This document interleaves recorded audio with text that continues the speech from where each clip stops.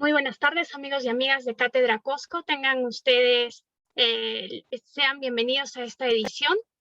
El día de hoy tenemos un tema siempre vigente: Asamblea Constituyente y Estado de Derecho. Nuestro expositor es Lucas Gersi Murillo. ¿Qué podemos decir acerca de nuestro expositor? Él es abogado por la Pontificia Universidad Católica del Perú, cuenta con una maestría. Si podemos regresar, por favor, a la diapositiva anterior. Gracias. Cuenta con una maestría en Derecho en la Universidad de Chicago, Estados Unidos. Es profesor en la Universidad San Martín de Porres, también en la Universidad de Lima y en la Universidad Norbert Wiener. Se desempeñó como asesor jurisdiccional en el Tribunal Constitucional del Perú y actualmente es promotor de la campaña de recolección de firmas contra la convocatoria a una asamblea constituyente. Agradecemos a todos y cada uno de ustedes su gentil asistencia. También les agradecemos mantener apagados vuestros micrófonos durante la conferencia y, como sabemos, al final de la misma se dará una ronda de preguntas. Doctor Lucas Gersi, sea usted bienvenido a Cátedra Cosco. Queda usted en uso de la palabra. Muchas gracias, estimada Jess. Muchas gracias, doctor Fernando, por haberme invitado. Y muchas gracias a todos ustedes por estar aquí presentes en la sala y por la disposición que tienen de escucharme y de conversar conmigo acerca de la Asamblea Constituyente. Realmente para mí estos días han sido unos días bastante intensos, por razones que ustedes seguramente imaginan, pero eso no me impide estar aquí para conversar brevemente acerca de este tema. La Asamblea Constituyente es un tema que requiere una reflexión profunda por parte de todos nosotros. Y el aspecto más importante respecto del cual nosotros tenemos que conversar tiene que ver con el hecho de que, dada su naturaleza, la Asamblea Constituyente no ejerce un poder jurídico similar a los demás poderes jurídicos que podemos nosotros encontrar en un Estado constitucional de derecho. La doctrina constitucional clásica señala, inclusive, que los poderes de la Asamblea Constituyente no son jurídicos, sino que son en realidad metajurídicos o extrajurídicos, porque se supone, de hecho es el pueblo el que se organiza a sí mismo para promulgar una nueva constitución y para aprobar un nuevo orden jurídico que rompa con el orden jurídico existente anteriormente. Entonces, por naturaleza, por definición, la Asamblea Constituyente tradicionalmente no está vinculada por el ordenamiento constitucional anterior, sino que actúa con libertad. Y actuar con libertad significa que las acciones, las actividades de la Asamblea Constituyente no van a ser susceptibles, en principio, de control constitucional material. ¿Esto qué significa? Esto significa que, a diferencia de lo que ocurre cuando el Congreso de la República modifica la Constitución a través de leyes de reforma constitucional, no existen materias o cuestiones o situaciones de fondo que la Asamblea Constituyente no puede contemplar. Y esto que parece ser... Doctor, usted disculpe la interrupción. Si podría elevar un poquito el volumen de la voz, estamos teniendo notificaciones que nos indican que no se está escuchando muy bien. Si podría elevar un poquito, por favor, el volumen de la voz. Gracias. Usted disculpe la interrupción. Uy, pero yo estaba hablando bastante fuerte. ¿Ahora se me escucha bien o no? Sí, se le escucha bien, doctor. Gracias. Disculpa. Ya, perfecto. No hay problema. Intentaré hablar entonces suficientemente fuerte para que todos puedan escuchar. Muchas gracias, Jess, por ese comentario, ¿no? Entonces, ¿qué es lo que yo quería decir? Lo que yo quería decir es que la Asamblea Constituyente, a diferencia del Congreso de la República, cuando modifican la Constitución a través de una ley de reforma constitucional, no es susceptible de control constitucional material. Y además, como la Asamblea Constituyente no está prevista tampoco en la Constitución, no hay ninguna ley que reglamente su desarrollo, en principio tampoco estaría una Asamblea Constituyente sujeta a control constitucional formal. Eventualmente podría estarlo, pero en principio no lo está. Entonces, ¿esto qué significa ya de manera un poco más aterrizada? De manera un poco más aterrizada, esto significa que Mientras que el poder de reforma de la Constitución del Congreso de la República conoce un límite, el poder que ejerce la Asamblea Constituyente no conoce un límite. Si el Congreso de la República introduce una modificación en la Constitución que menoscaba significativamente la posibilidad de ejercer un derecho fundamental, entonces el Tribunal Constitucional puede declarar inconstitucional la ley de reforma constitucional. Si el Congreso dice que ya no va a haber libertad de prensa o que va a haber censura previa, si el Congreso dice que la expropiación va a poder realizarse sin expresión de causa, o que no va a haber propiedad, derecho de propiedad o capacidad de poseer moneda extranjera, etcétera, etcétera, etcétera, si el Congreso de la República hiciera cualquiera de esas cosas, lo más probable es que el Tribunal Constitucional declare inconstitucionales ese tipo de reformas. Porque ya ha mencionado el Tribunal Constitucional en varias sentencias que a través del poder de reforma de la Constitución no se puede vaciar de contenido o eliminar los derechos fundamentales.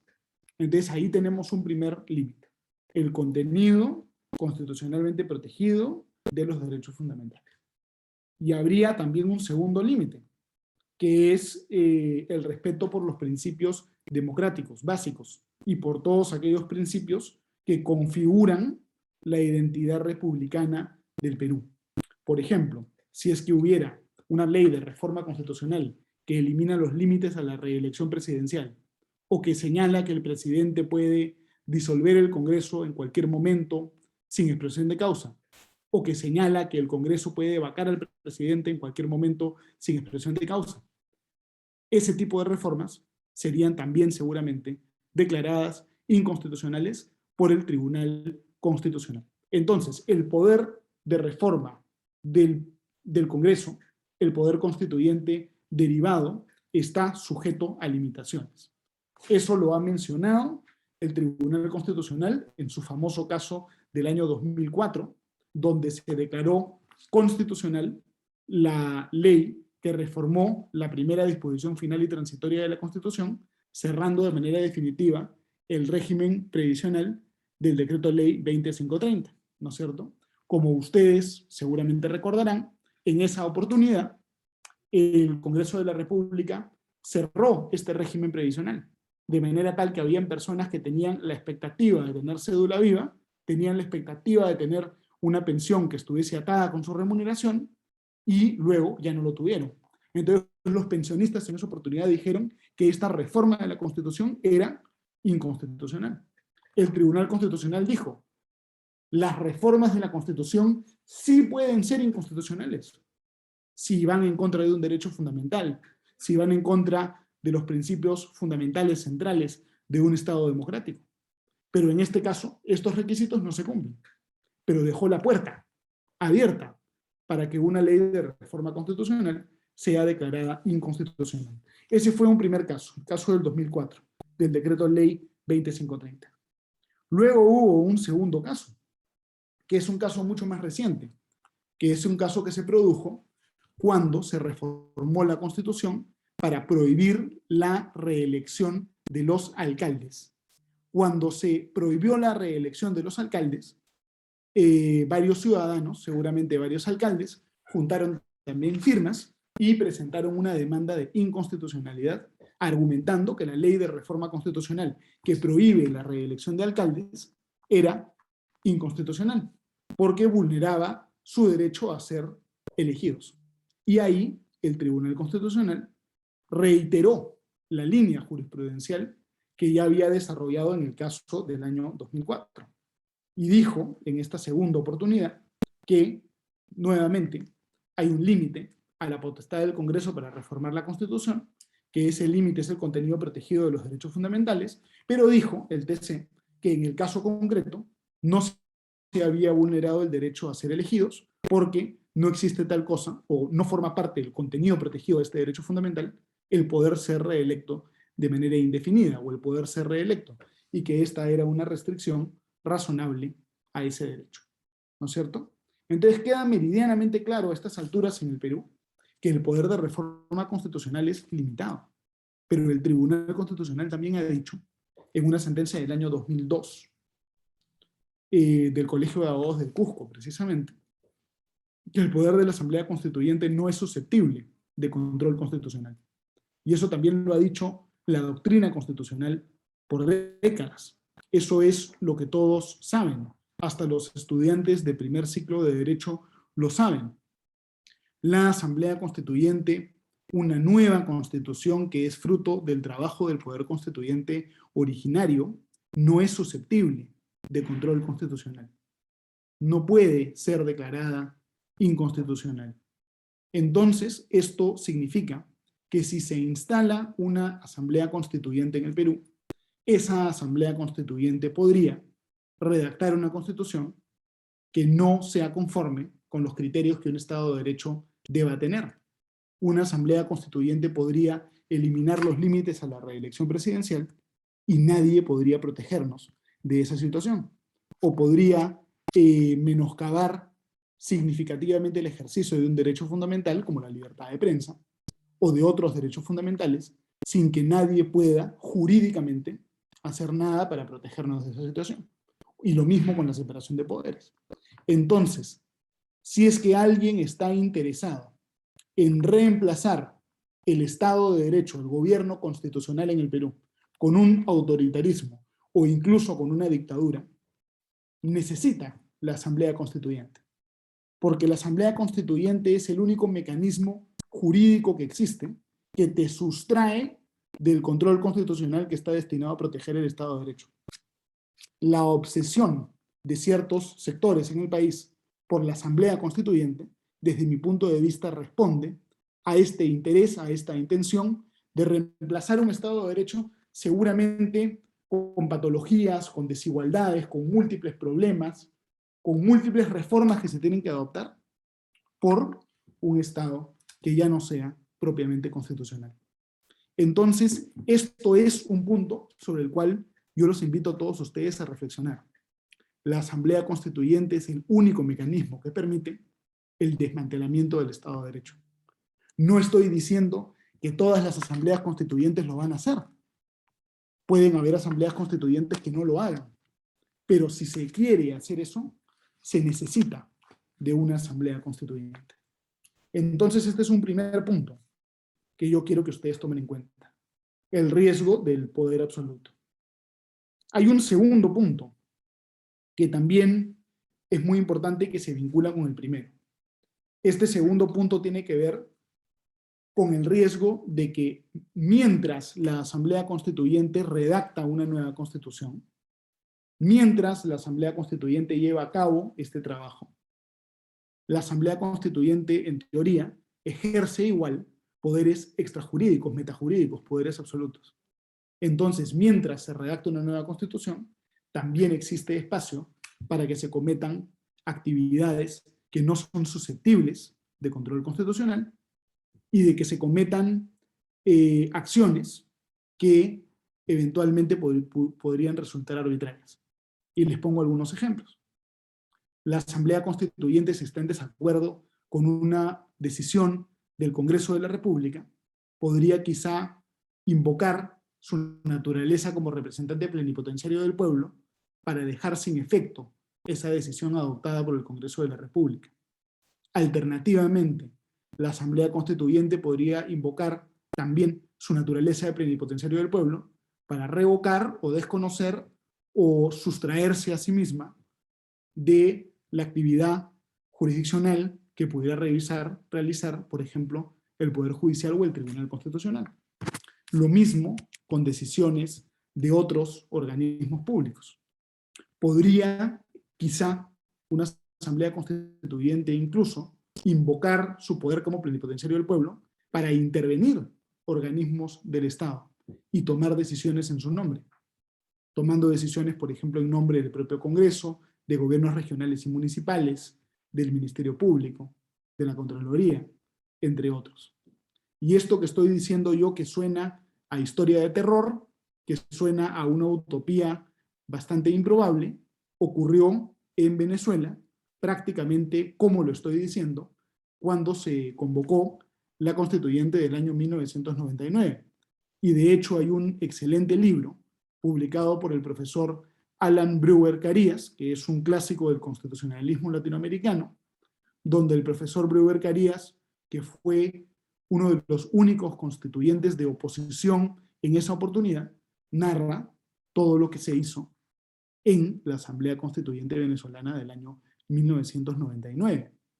Él narra cómo, inclusive, la Asamblea Constituyente tomó la decisión de suspender las elecciones municipales y regionales programadas en Venezuela para ese año, 1999. Y ese año, por decisión no del Tribunal Electoral, sino de la Asamblea Constituyente, los venezolanos no pudieron escoger alcaldes, ni regidores, ni gobernadores. Porque la Asamblea Constituyente dijo, si estamos refundando el país, si va a haber un país refundado, no tiene sentido que tengamos una elección regional y municipal ahora. Entonces hay riesgos de que se cometan ese tipo de arbitrariedades si se constituye una asamblea constituyente que va a tener una pretensión de poder absoluto, de poder total. Y eso no solamente ocurrió en Venezuela en el año 1999, sino que volvió a ocurrir en Venezuela en el año 2017.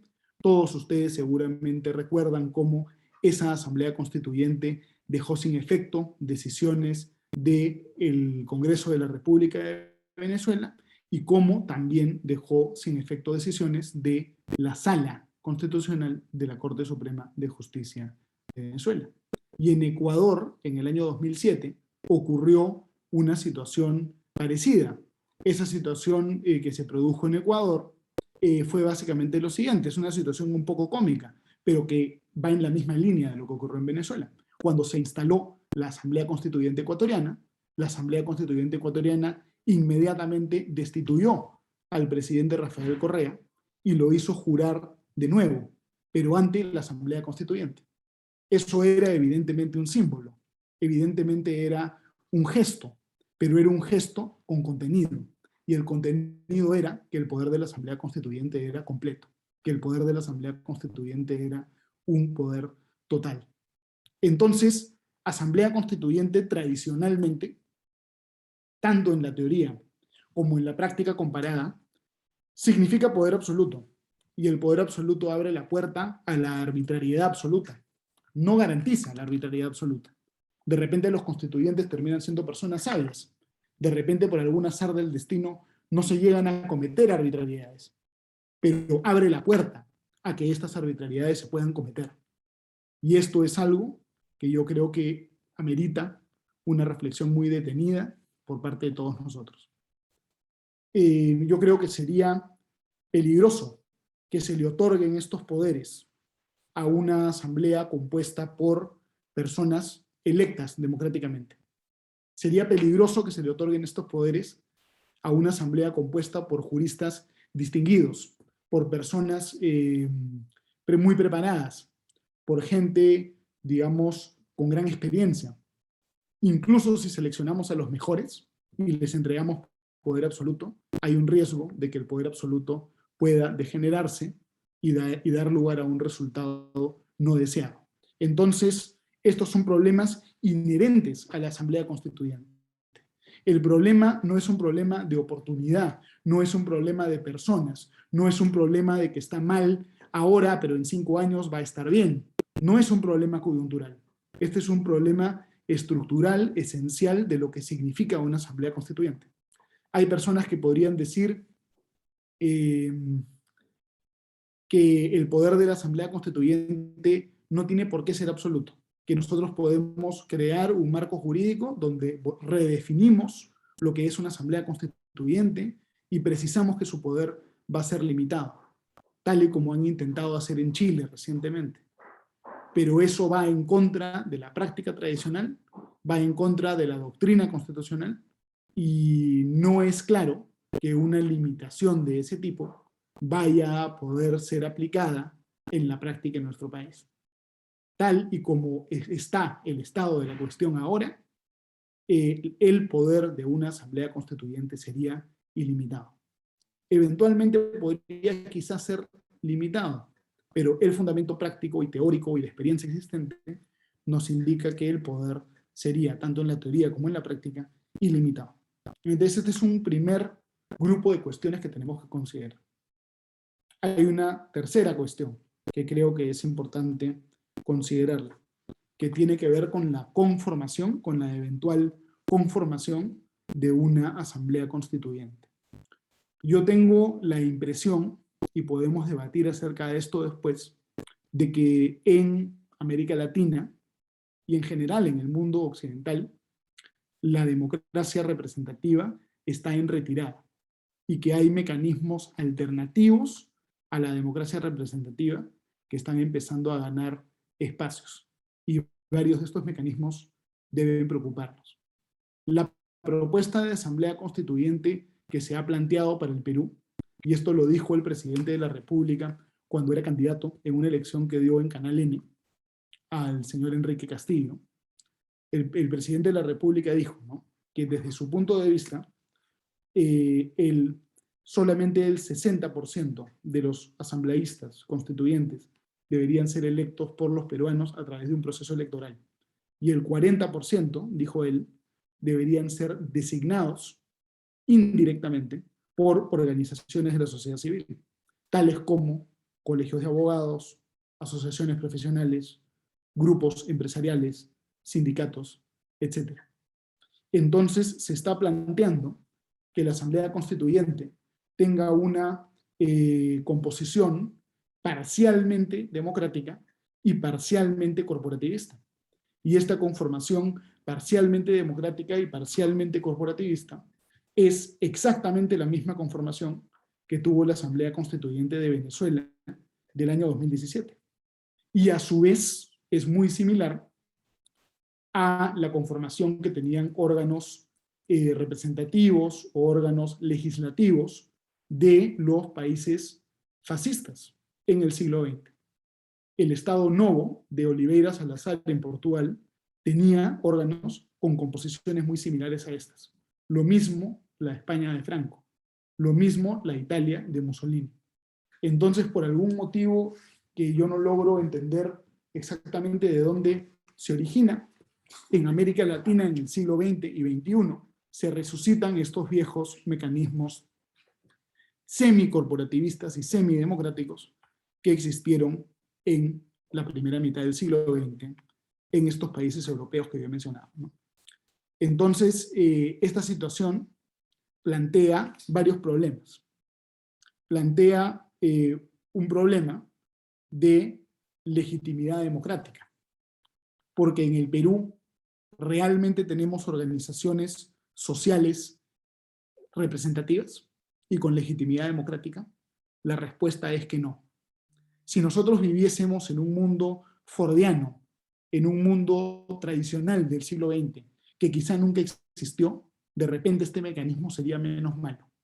Si la mayoría de trabajadores en el Perú fueran trabajadores sindicalizados, si la mayoría de empresas en el Perú fueran empresas formales asociadas a una gran confederación empresarial, de repente habría gran legitimidad, de repente podríamos estar tranquilos con un mecanismo más o menos corporativista, donde representantes de trabajadores conversan con representantes de empleadores.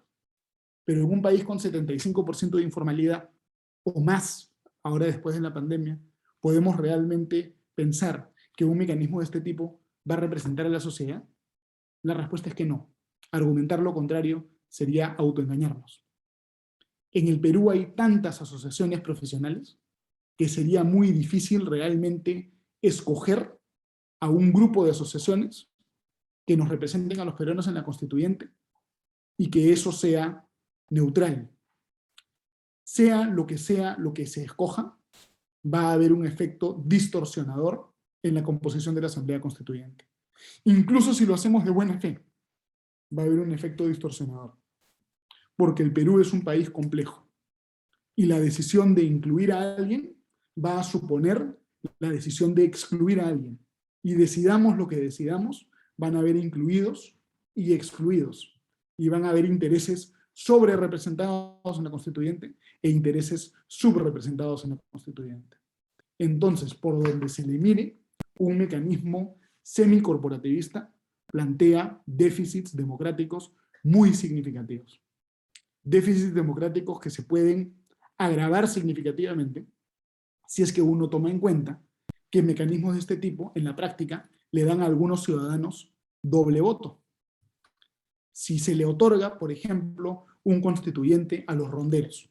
Yo no tengo absolutamente nada contra los ronderos. De hecho, en Cajamarca, donde estuve recientemente, estuve conversando con varios de ellos. Es solamente un ejemplo. Si se le otorga a los ronderos el derecho a nombrar a un constituyente, entonces un rondero podría votar como ciudadano y también como rondero. Su voto valdría más que el de otra persona de su misma localidad. Y lo mismo si se le otorga un constituyente a los sindicatos, si se le otorga un constituyente a grupos profesionales, qué sé yo, los pescadores, los microempresarios, los exportadores, la gente que trabaja en el agro, escojan el sector que quieran. Se escoja el sector que sea, se va a generar una situación de desequidad en el mundo práctico, donde algunos tienen en la práctica más derechos políticos que otros. Y en un mundo donde no asumimos la buena fe, sino donde existe el riesgo de la mala fe, esto es evidentemente mucho más complicado que antes, porque puede darse el caso que determinado partido político, determinado grupo o interés político pierda las elecciones para la Asamblea Constituyente, pero igual maneje la Constituyente porque tiene el control, digamos, de los constituyentes designados y no necesariamente de los constituyentes electos. Entonces, por estos tres motivos, yo creo que es inconveniente la convocatoria de una asamblea constituyente en el Perú. Y a estos tres motivos podemos nosotros agregar un cuarto motivo, que es el siguiente. Para poder tener un debate racional sobre cuáles son las reformas que requiere un país como el Perú, una reforma total de la Constitución que contemple o no una asamblea constituyente, no nos otorga las garantías que nosotros necesitamos. Voy a explicar por qué. Si es que yo les propongo a ustedes que se formen un punto de vista, que formen una determinación sobre una cuestión, ustedes pueden tener una opinión sobre esa cuestión de manera relativamente barata, de manera relativamente fácil. Si yo les digo a ustedes, por ejemplo, nuevamente, solamente un ejemplo, ¿están ustedes a favor o en contra de la legalización del aborto? Es un ejemplo. Algunos estarán a favor, otros estarán en contra, algunos vehementemente a favor, otros vehementemente en contra, pero es solamente un tema. Entonces, como estamos hablando de un tema, la gente puede rápidamente identificar cuál es su posición. Pero ¿qué pasa si yo ato en la misma votación, en la misma discusión, dos temas que son temas distintos? Si yo les digo a todos ustedes, ¿están de acuerdo con legalizar el aborto y reemplazar la unicameralidad por la bicameralidad? Como estoy atando dos temas que no tienen nada que ver, el debate se vicia, porque hay personas que están de acuerdo con un tema pero en desacuerdo con el otro, pero le otorgan más prioridad a un tema que al otro. O al revés, habrán personas que están de acuerdo con el tema B, no con el A, pero le otorgan más importancia a un tema que al otro. Entonces el debate, en ese caso, se hace mucho más complejo, se vicia. Va a ser muy difícil realmente tener un debate racional si es que estamos ensamblando de esa forma las preguntas que se le formulan a las personas en un evento del referéndum. Y la Asamblea Constituyente es eso llevado a un extremo. Ya no es atar solamente dos temas, sino es atar 50, 60, 70, N cantidad de temas. Y eso dificulta tremendamente la posibilidad de tener un debate racional. Entonces, la Asamblea Constituyente genera poder absoluto. La Asamblea Constituyente genera el riesgo de la arbitrariedad. Las propuestas de Asamblea Constituyente que se están planteando generan déficits democráticos. Todo eso debe llevarnos a nosotros a concluir, desde mi punto de vista, que este es un mecanismo que debe preocuparnos mucho y un mecanismo que no debe, por lo menos en este momento, aprobarse en nuestro país. Una asamblea constituyente seguramente va a ser ineludible cuando es necesario otorgarle a un país que no tenga un Estado de Derecho, un Estado de Derecho. El país que se independiza por primera vez. Si Cataluña se independizara o Escocia se independizara. Espero que esas cosas no ocurran, pero si ocurrieran, esos países requerirían una asamblea constituyente. Si un país que está en una situación de dictadura, de autoritarismo, va a transicionar a la democracia, tal y como ocurrió cuando cayó el muro de Berlín, ahí está bien que haya asamblea constituyente. Tal y como ocurrió en el Perú en 1979, que salíamos de un gobierno militar y había que establecer una democracia. Bienvenida a la asamblea constituyente. Pero si tenemos un país que tiene un Estado de Derecho, no tiene sentido transicionar de una situación de poder dividido y de juridicidad a una situación de poder concentrado y de metajuricidad. Hacerlo contraviene, desconoce el principio central, el norte, el principio elemental de todo lo que es el derecho constitucional, que es la limitación del poder. Hacer una asamblea constituyente para concentrar el poder es la negación del derecho constitucional. Y esa es la tesis que yo humildemente quiero compartir con ustedes esta tarde. Ya para ir concluyendo, tampoco quiero demorarme mucho, quiero que haya tiempo para las preguntas, para conversar también un rato. El modelo de constitución que debemos tener en el Perú, pienso yo, es un modelo en el cual la constitución debe ser rígida, debe ser sencilla y debe ser corta. ¿A qué me refiero que la constitución debe ser rígida?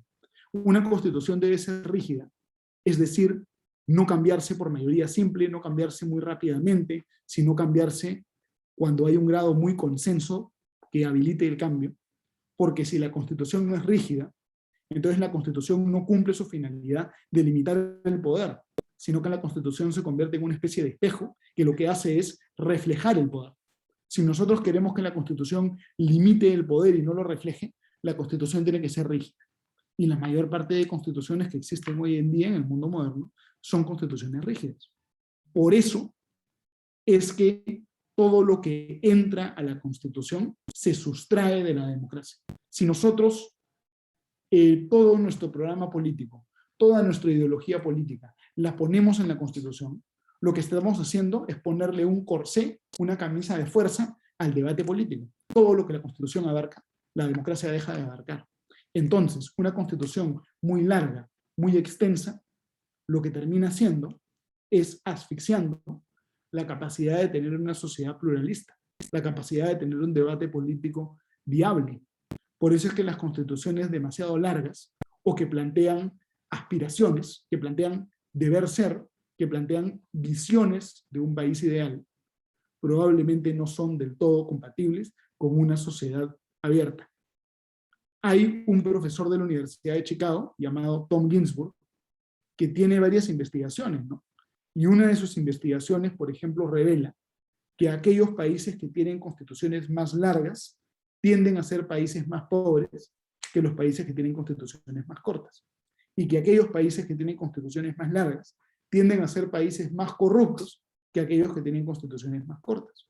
Y eso tiene que ver un poco con lo que estoy diciendo. También los países con constituciones más largas tienen constituciones que se cambian con mucho mayor frecuencia, constituciones menos estables. ¿Por qué ocurre esto?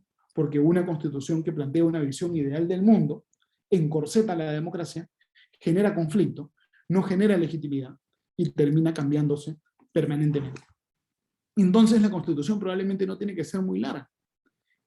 El objetivo de la Constitución no es plantear una imagen ideal del país perfecto, porque esa imagen ideal no la podemos compartir todos los peruanos. Hay peruanos que son conservadores y hay peruanos que son liberales. Hay peruanos que son de derecha, profundamente, y otros que son socialistas, de izquierda, profundamente también. Hay peruanos que son católicos, o evangélicos, o ateos, y hay militantes en esos tres grupos. Y hay otros que tienen otras religiones. Entonces la Constitución no puede plantear tu visión ideal. Eso es antidemocrático, desde mi punto de vista. Tiene que plantear mínimos, los mínimos indispensables para que exista una sociedad democrática.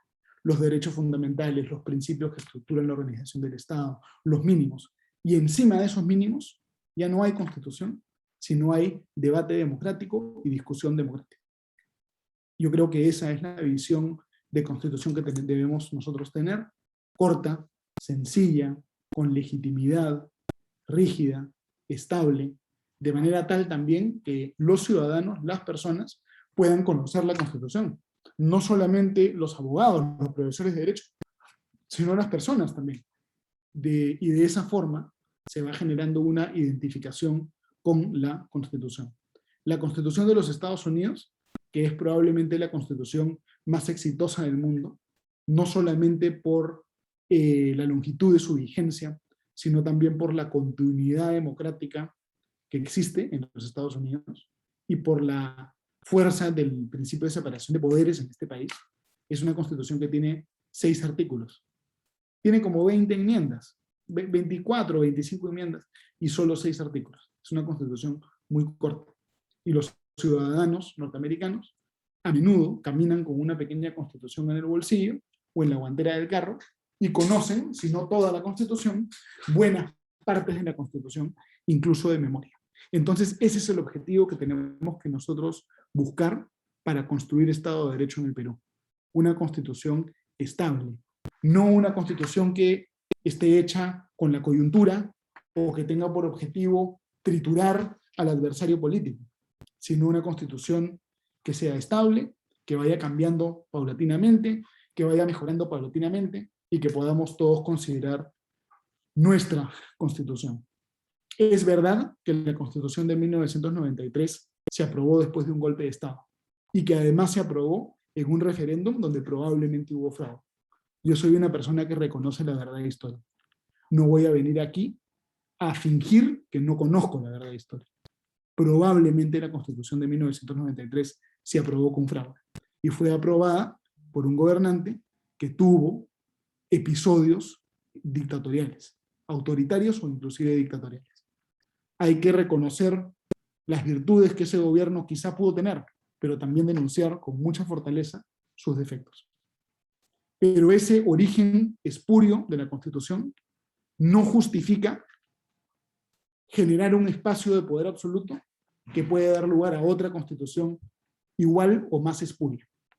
Máxime cuando la Constitución ha sido modificada múltiples veces en democracia y cuando la Constitución ha sido interpretada y llenada de contenido por una jurisprudencia del Tribunal Constitucional que puede ocupar varios tomos.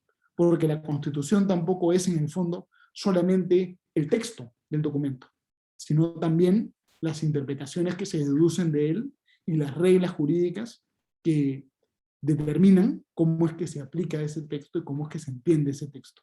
Entonces la Constitución que tiene el Perú hoy en día no es el mismo texto que se aprobó por el Congreso Constituyente Democrático en 1993, sino que es en realidad la Constitución del año 2021, que va evolucionando, cambiando, perfilándose a través de la práctica constitucional y jurídica peruana, mes a mes y día a día.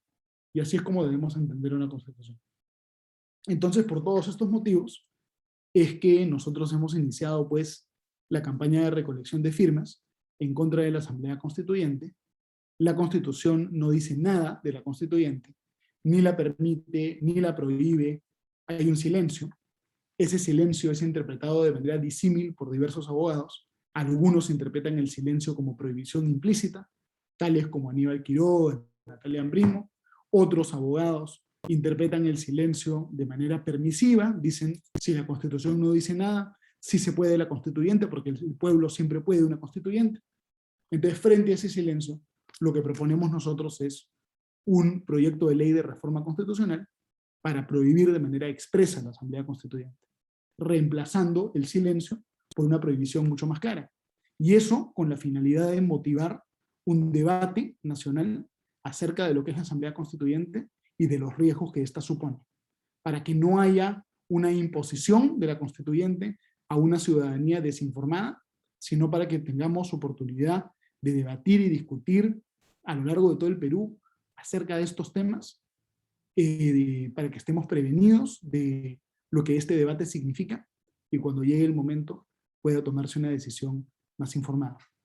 Y ya venimos trabajando más o menos desde julio, y hemos recopilado cerca de 1.4 millones de firmas a nivel nacional y seguimos con mucho entusiasmo en este objetivo de recolectar las firmas, ¿no? De hecho, pronto estaré visitando también personalmente la ciudad del Cusco. Estaré ahí, Dios mediante, entre el 18 y el 20 de octubre, en una semana, y muy contento de poder estar ahí con ustedes en el Cusco. Hasta aquí mi primera intervención. Discúlpenme por haber hablado mucho y muchísimas gracias por escuchar. Espero que haya sido interesante para ustedes. Muchas gracias. Muchas gracias. Doctor Gersi, gracias por su exposición, gracias por su tiempo y por su disponibilidad también a escuchar algunas preguntas. Un poco para animar a que haya preguntas, yo le quisiera formular algunas, pero previamente creo que hay que reconocer que la Constitución de 1993, a partir de esos hechos históricos que usted ha reconocido y que nadie puede negar, y en función de las que en algún momento se hablaba de problemas de legitimidad de la Constitución en su origen, Domingo García Belaúnde, un constitucionalista peruano de nota, ha dicho que la Constitución, por el tanto tiempo que ha sucedido, que ha pasado, por todos los episodios históricos que se han dado durante su vigencia, por esos momentos de tensión constitucional que se han superado dentro de esta Constitución, se habría legitimado. Dos preguntas concretas, doctor Gersi. La primera es que, si acaso admitimos, y estoy plenamente de acuerdo con usted, que las constituciones debieran ser más simples, más concretas, más precisas. Giovanni Sartori ha escrito bastante sobre el tema, ha acusado a constituciones peruanas de la 79, la japonesa, la brasileña, de una grafología constitucional, se escribe demasiado. Debieran ser mucho más cortas, mucho más concretas, mucho más prácticas. Debieran ser lo que él denomina las reglas de juego políticas. Pero para eso tendríamos que ir en el Perú a una asamblea constituyente que logre eso, es decir, vía reforma de repente. Esa es la primera pregunta. O negamos y continuamos con la que tenemos, o la podríamos optimizar mediante un mecanismo de reforma. Y la otra pregunta es un poco el vecino que tenemos en el sur, ¿no? Con una democracia, un Estado democrático, como usted ha escrito, sin necesidad de tener que ir a una constitución, ya está inmersa en una asamblea constituyente. Entonces, ¿cómo explicar estas dos cosas? Correcto. Muchas gracias, doctor Murillo, por las preguntas, que ambas son muy buenas, ¿no? Yo creo que la simplificación de la Constitución, o en todo caso el perfeccionamiento de las partes de la Constitución que requieren reformas, no requerirían necesariamente una asamblea constituyente, sino que perfectamente con una serie de reformas parciales de la Constitución podríamos terminar teniendo una Constitución más simple. A lo que voy es, si nosotros podemos lograr el objetivo sin habilitar un espacio de poder absoluto que puede cometer arbitrariedades, ¿para qué vamos a seguir el camino que precisamente abre un espacio de poder absoluto? Si tenemos dos caminos para llegar al mismo objetivo, uno lleno de peligros e incertidumbres, y uno con una carretera pavimentada, limpia, clara, ¿por qué ir por el camino peligroso cuando tenemos un camino que nos mantiene dentro del Estado de Derecho? Entonces, esa sería mi reflexión al primer punto. Debo agregar también que yo soy una persona inclusive revolucionaria, me podría considerar. Yo estoy a favor de hacer cambios muy profundos en el orden constitucional peruano. Yo soy partidario de la bicameralidad, de reducir radicalmente los poderes normativos del Poder Ejecutivo, de que el Congreso de la República confirme a los mandos militares, por ejemplo, de que haya un sistema de distritos uninominales y ya no plurinominales en el Perú. Digamos, yo estaría a favor de muchas reformas y podríamos tener una sesión larga solamente hablando de reformas que deberían haber o no haber en la Constitución, ¿no? Digamos, estar en contra de la Asamblea Constituyente no es defender el status quo. Y yo jamás voy a defender el status quo, porque creo que para hacer eso en el Perú, uno tiene que estar realmente muy desconectado de la realidad. No, el Perú requiere reformas muy profundas. Entonces, eso con relación al primer tema. Con relación al segundo tema de Chile, yo creo que nosotros estamos viendo, no hemos terminado de ver el proceso de constituyente en Chile. Es un proceso que todavía está en curso. Creo que la experiencia de los chilenos con la constituyente no es una experiencia particularmente feliz. No creo que ellos se sientan orgullosos, sino más bien avergonzados. por lo que ha sido la constituyente de Chile. Constituyentes que han mentido, constituyentes que han ido a la constituyente disfrazados de Pokémones, por ejemplo, ha habido casos de ese tipo. Demagogias tan grandes en contra del himno nacional, querer disolver la fuerza de policía. Creo que la experiencia no ha sido buena y que cuando el proceso haya culminado, nosotros vamos a poder evaluar ese proceso del todo. Yo nunca he dicho que una asamblea constituyente siempre te va a llevar a una dictadura. Yo no creo que la constituyente de Chile vaya a llevar a una dictadura. Creo que es una experiencia negativa, pero que Chile va a seguir siendo una democracia cuando este procedimiento concluya. Pero creo que la constituyente chilena es muy distinta de la eventual constituyente peruana, porque en Chile la constituyente se hizo en contra del gobierno, se hizo a pesar del gobierno del señor Piñera. En el Perú es más bien el gobierno el que impulsa la constituyente, el poder ejecutivo, que es tan fuerte en América Latina, posiblemente con la intención de querer permanecer en el poder y concentrar el poder y librarse de un congreso de oposición. Entonces creo que no son equiparables los dos casos. Creo que el caso parecido a una eventual constituyente peruana, lamentablemente es el caso venezolano y no el caso chileno. Ojalá me equivoque, pero esa es la opinión que tengo. No, muchas gracias, doctor Murillo. Su micrófono, doctor. Su micrófono. Sí, disculpe. Alexis Castro, ¿puedes preguntar, por favor, de manera breve, concreta? Buenas tardes. Muy buenas tardes, doctor. Buenas tardes con todos los participantes. Bueno, buenas tardes con el expositor también, ¿no? Tengo algunas apreciaciones y algunas cosas que decir. Calcularé más o menos un tiempo corto, doctor, pero bueno, hay que precisar varias cosas. La primera, creo que hay que tomar en consideración que el paradigma del Estado y el paradigma constitucional es absolutamente eurocéntrico o occidentalcéntrico. ¿Por qué? Porque justamente es una forma, es lo que hemos importado para poder organizarnos como Estado. En ese sentido, cuando tocamos el tema constitucional, tomamos ese paradigma, siempre bueno, hacia el tema céntrico, ¿no? hacia el tema de cómo se desarrolla Europa, cómo se desarrolla Estados Unidos, cómo se desarrollan otras democracias, pero sin tomar en consideración lo que es la realidad, sin considerar lo que tenemos en el Perú. En ese sentido, bueno, es un poco politizada también la exposición que ha tenido el señor Jersey, si no me equivoco, puesto que desde el arranque de la exposición hay un gran temor, ¿no? Hacia el cambio, ¿no? Hacia qué puede pasar con una constitución, con una asamblea constituyente, ¿no?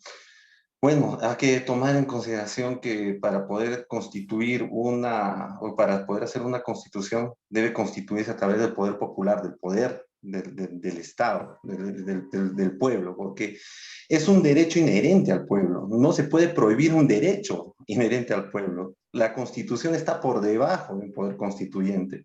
En todo caso, el tratar de prohibir a través de un proyecto de ley el tema de una constitución, de una asamblea constituyente, estamos hablando de la antidemocracia extrema y absoluta. En ese sentido, ya estamos comenzando mal, por ese lado, creo, ¿no? Porque es mi apreciación, creo, antes que todo, ¿no? Luego, lo segundo, se acusa de que vamos a hablar de un Estado de Derecho posteriormente, ¿no? Entonces, ¿estamos en Estado de Derecho o no estamos en Estado de Derecho? La Constitución que tenemos en este momento ¿nos genera Estado de Derecho o el Estado de Derecho recién va a venir posteriormente a que por una reforma se prohíba un derecho fundamental de las poblaciones como es el constituirse en una asamblea constituyente? Ese es un segundo punto. Y el tercer punto, que me parece un poco crítico, ¿no? Puesto que es un tanto más centralizado, ¿no? Aparentemente hay un desconocimiento de la realidad nacional, puesto que se centraliza a una realidad concreta, ¿no? El desarrollo, bueno, así como somos eurocéntricos con nuestra constitución, se ve hacia la población peruana con ignorancia, ¿no? No son ignorantes, no se pueden desarrollar, ellos no pueden aprobar una constitución. ¿Por qué? Porque se tiene que estudiar y no es el momento, ¿no? ¿Cuándo es el momento? Nunca es el momento. Sinceramente, nunca es el momento, y nunca va a haber momentos. Simplemente es las condiciones en las cuales se han dado determinados cuerpos normativos. Y es a donde quiero llegar. La Constitución del 93 es un producto de una dictadura. es producto de una asamblea que ha sido manejada por 4 estudios de abogados, los cuales han visto las condiciones en las cuales podrían hacer negocios con los recursos del Estado, ¿no? Entonces, ¿qué es lo que pasa? Bien o mal, sí es cierto, nos hemos insertado dentro de un mundo globalizado que se estaba dando, o sea, no podemos quitarnos del mundo exterior para poder, en el tema lo menos económico, para poder ver hacia dónde vamos, ¿no? Es cierto que nos hemos insertado, pero eso no quiere decir que era la única panacea con la cual podemos desarrollarnos. Es más, o sea, por ejemplo, en el capítulo económico, el tema de los contratos ley es crítico. ¿Por qué? Porque un contrato ley ha perennizado abusos y recontramanejos corruptos por debajo de la manga, y esta constitución ha garantizado la corrupción en todos sus extremos. Entonces, es realmente viable este tema, es realmente pensable. Y por último, para terminar, ¿no? Al temor infundado, ¿no? Yo creo, del arranque, ¿no? Que dice que no, que van a venir poderes, que va a ponerse una constitución dictatorial, que se va a hacer un tema desastroso en hacer con una asamblea constituyente. Yo creo, y me pongo a pensar, ¿no? En las composiciones de los últimos congresos que hemos tenido en el Estado peruano. Las composiciones han sido evidentemente conservadoras. Es más, esta constitución consagra cosas que están jaladas de los cabellos, como por ejemplo un reconocimiento implícito a la supremacía de una iglesia determinada, o que por ejemplo contemple lo repetitivo de los contratos ley. En todo caso, no, si esta composición, como la vemos que es conservadora, creo que si yo tuviera que plantearlo desde la otra esquina, no sería el momento desde mi punto de vista. ¿Por qué?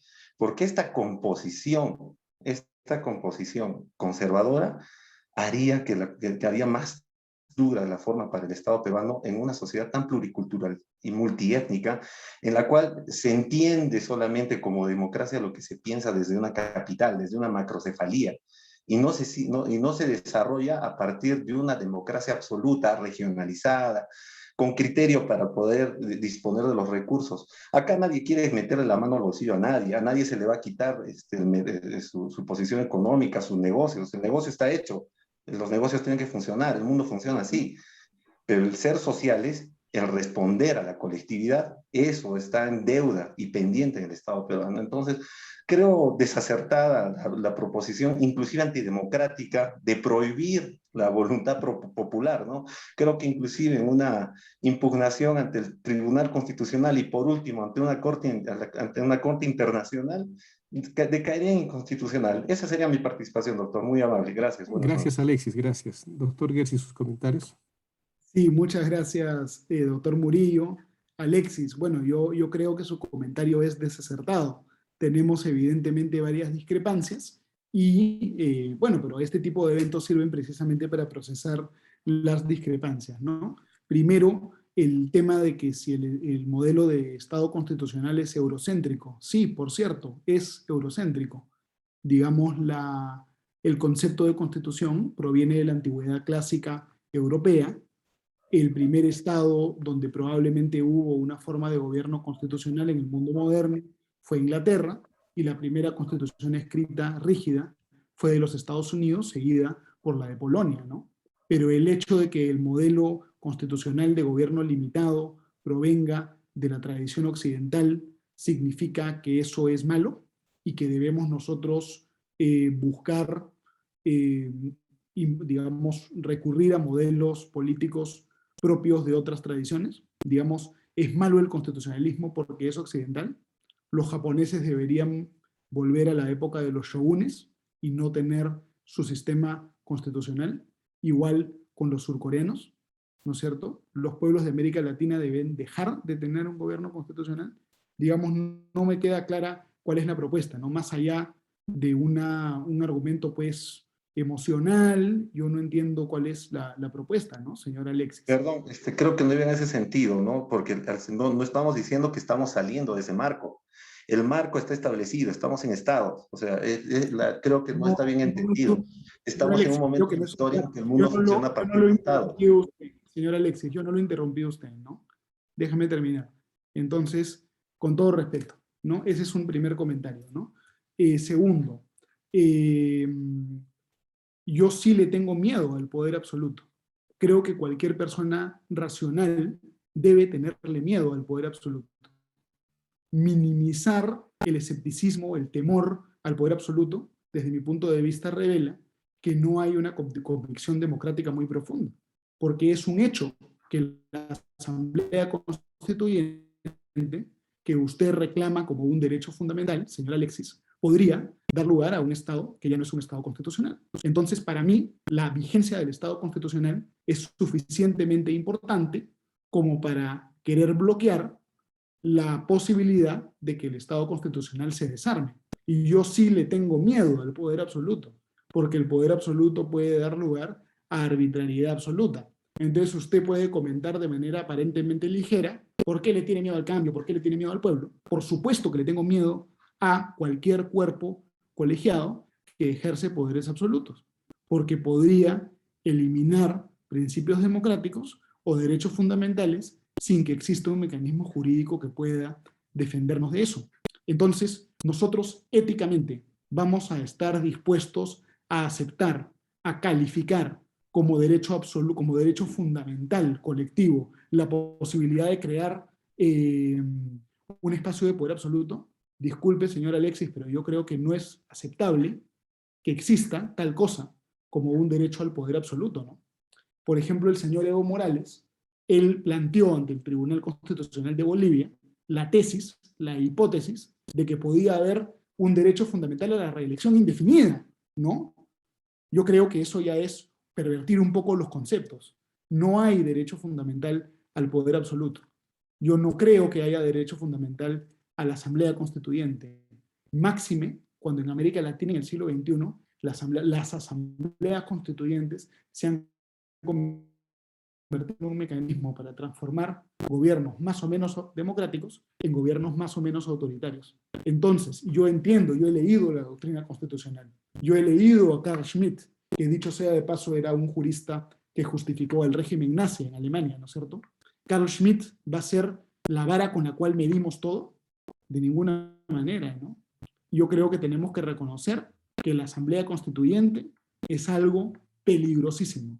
Y si queremos resguardar la vigencia del Estado de Derecho, tiene que quedar claro cuándo puede haber constituyente y cuándo no puede haber constituyente. Alguien por ahí en un comentario decía, de repente que no se prohíba, pero que se diga cuándo puede haber y cuándo no puede haber. De repente, ¿no? De repente eso puede ser. Podemos discutir la redacción, la fórmula exacta. Pero derecho fundamental al poder absoluto, yo creo que eso es algo que no es compatible con los valores que debe tener una sociedad democrática. Pero por supuesto que podemos debatir y para eso son esos eventos y gracias a Alexis por las reflexiones, que creo que son valiosas. Muchísimas gracias. Y disculpen que me extienda, ¿no? Gracias. Ahora le damos el uso de la palabra a Iván Rau. Iván Rau, ¿lo escuchamos?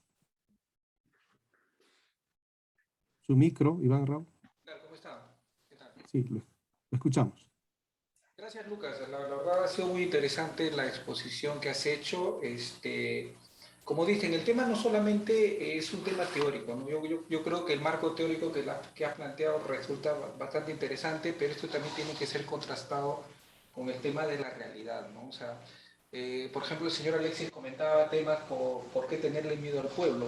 Y la pregunta es, ¿quién es el pueblo? O sea, porque lamentablemente, si bien es cierto, la palabra resulta muy bonita, hay quienes se arrogan decir yo soy el pueblo y tú no eres el pueblo. ¿Y quién no es el pueblo entonces? Y también hay que ver otro tema, que se habla, porque es el tema de la democracia. Una cosa es lo que por un lado podría parecer que democráticamente se quiere hacer una asamblea constituyente donde van a participar todos, pero lo que están planteando estos sectores que pretenden una asamblea, no están planteando eso. Están planteando decir, primero tenemos que tener una mayoría de sindicalistas. ¿Cuánta gente está sindicalizada en el país? O sea, eso es ridículo, ¿no? O sea, solamente el planteamiento demuestra una completa, que ya no es ignorancia, sino evidentemente una intencionalidad, ¿no? O sea, decir que va a haber una gran cantidad de sindicalistas. Casi nadie está sindicado, o sea, comparativamente la población económicamente activa no está sindicalizada. Tiene que haber una gran cantidad de pueblos originarios.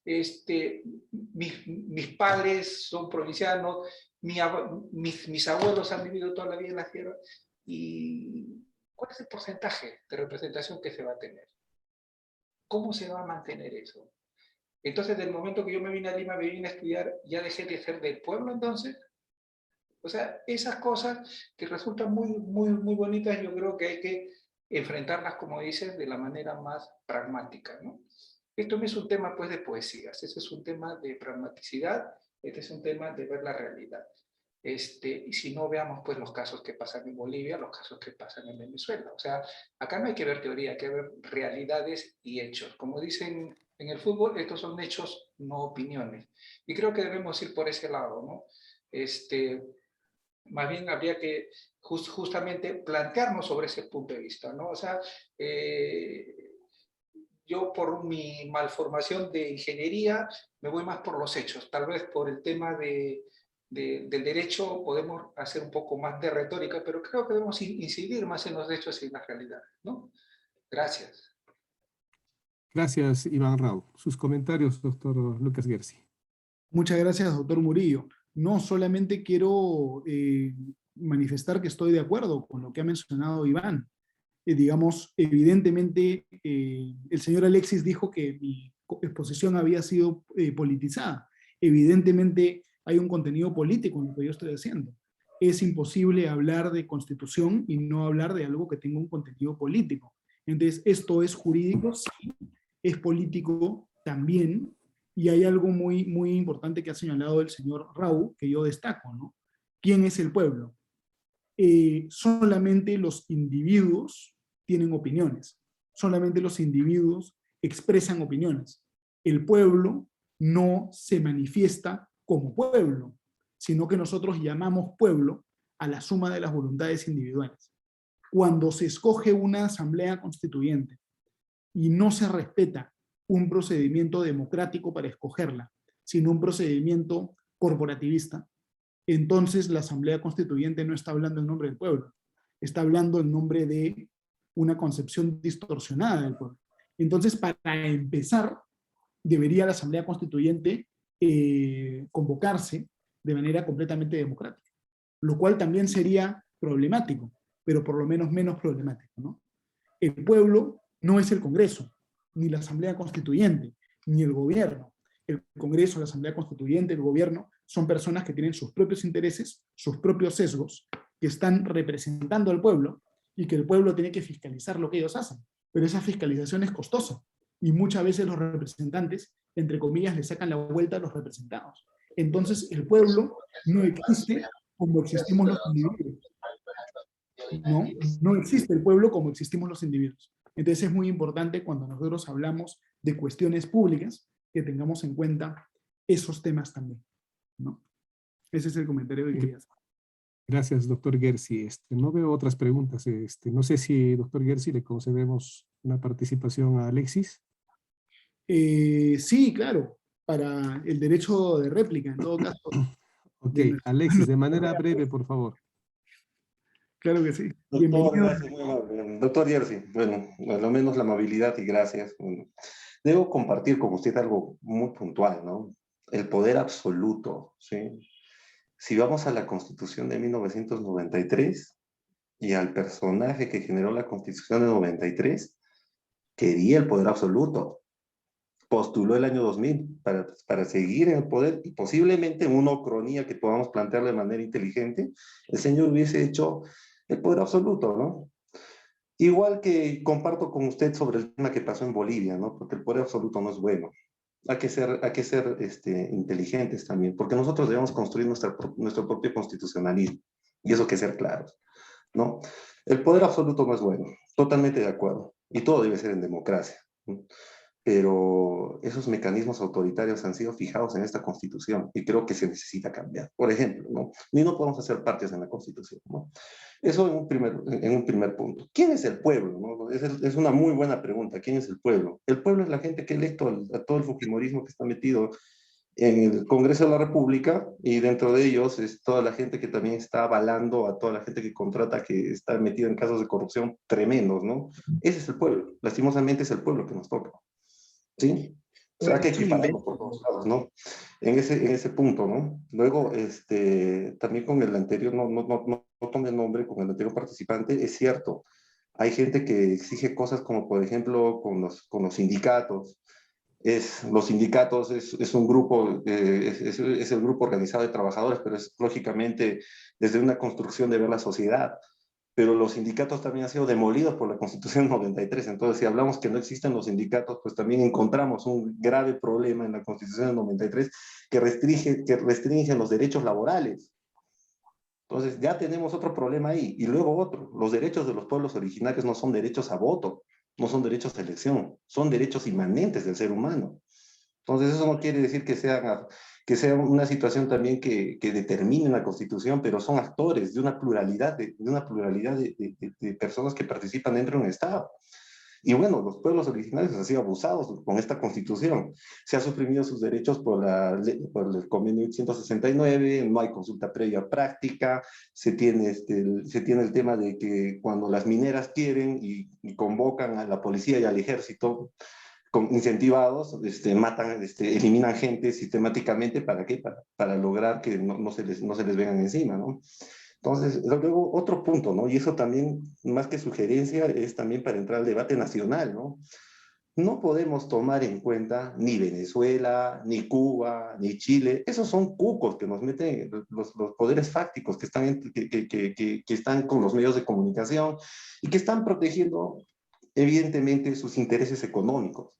En ese sentido, pues, creo que más bien, doctor Jersey, lo ideal sería llegar a una asamblea constituyente en la cual las posiciones de todo el Estado peruano, toda la nacionalidad, todas las regiones participen para que sea un Estado que se desarrolle en todos sus sectores y no solamente una macrocefalía que conviene a 4 o 5 gatos que tienen el poder absoluto y tienen dinero, es evidente. Eso más que todo, doctor. Bueno, gracias por la exposición y gracias por la deferencia, doctor Jersey, doctor Murillo. Gracias, Alexis, gracias. Doctor Jersey, sus comentarios, y creo que ya podemos ir cerrando con ellos. Sí, por supuesto. Muchas gracias, doctor Murillo. A ver, he mencionado varias partes de la Constitución del 93 que él piensa que se deben cambiar, ¿no? Los derechos laborales, los contratos ley, etc. Ninguna de esas cosas requiere una asamblea constituyente para poder cambiarse. Si es que los contratos ley deben ser removidos de la Constitución, y yo de hecho pienso que ya llegó el momento de sacar también los contratos de ley de la Constitución. Tenía sentido cuando teníamos que privatizar empresas públicas que perdían al año decenas o hasta cientos de millones de dólares y nadie las quería obtener, nadie las quería comprar. En ese momento tenía sentido. Hoy en día yo creo que ya no tiene sentido. Eso podría reformarse, pero para eso no se requiere una asamblea constituyente que genere poder absoluto, ¿no es cierto? Los cambios que se puedan proponer en la Constitución, ¿por qué necesitamos habilitar el espacio de poder absoluto para aprobarlos? ¿Por qué no puede ser a través de reformas parciales? En el mejor de los casos, se busca la Asamblea Constituyente por un motivo emocional.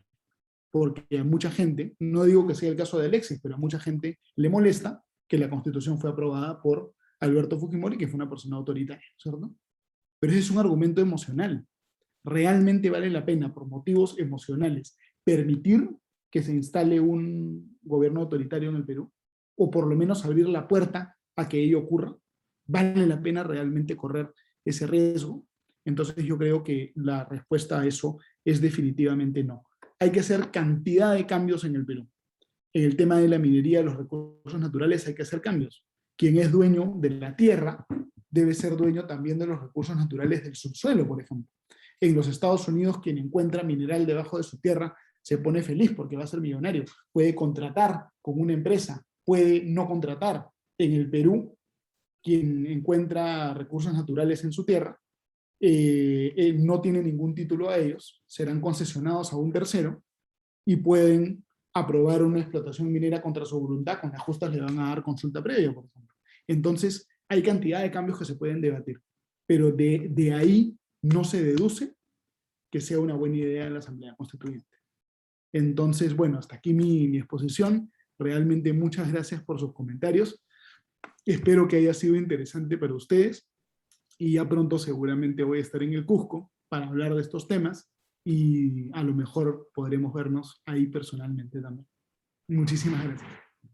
Gracias, doctor Lucas Gersi, por su tiempo, por su amabilidad, por haber compartido sus ideas, sus planteamientos. Seguramente han sido de mucha utilidad para nosotros, para poder pensar, para poder replantearnos, para poder proponer. Es la fuerza del diálogo lo que va a cambiar el mundo, en verdad. Le agradecemos, doctor Gersi, y cuídese mucho, y para todos una muy buenas noches. Gracias.